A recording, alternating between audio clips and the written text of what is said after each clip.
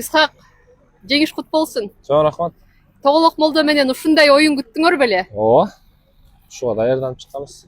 Негизинен кечээ күнү алар бир оюн өткөрүшкөн, ийри эсепте жеңилүү ызасын тартышкан, анан ал силерди бошоңдоткон жокпу?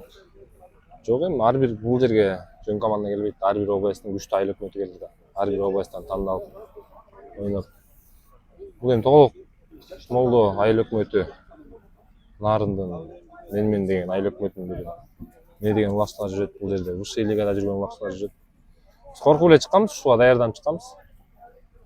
Ушуга даяр болуп, аттарды даярдап, ушундай оюн болорун күткөнбүз. Анткени былтыр райондор аралыкта да кат оюн болгон, өзүңүздөр билесиздер. Ошол оюнду эле азыр Кайталадыңар окшойт да? Элге дагы кызыктуу болду окшойт бул оюн. Былтыр дагы кат оюн болгон, өзүңүздөр билесиздер. Булитке чейин барып, былтыр утуруп койгонбуз, быйыл реванш алып уттук. Эртең эми буйруса эң негизги баскыч жарым финал десек болот. Аманбаев Таластын. Ооба. Аларга кандай даярдык? Аманбаев айыл өкмөтү күчтүү эми. Эртең оюн көргөзөт жатат алар. Бүгүн аттар өзгө мындай келишип алып, может эртең оюнубуз жүрүп кетет деп аны поле чечет. Эртең оюндан алдыда го дагы. Аны эртең оюндан кийин сүйлөшөбүз кандай болгонун. Жаңы команда, Достук командасында машыгуу жыйыны башталды. Ал тууралуу да бир ооз сөз кылып коелу.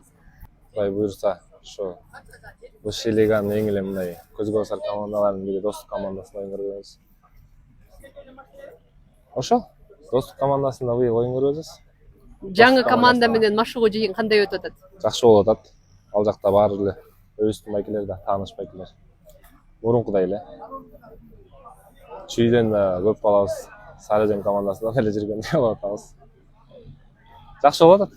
Ийгилик. Даярдык жакшы. Чоң рахмат.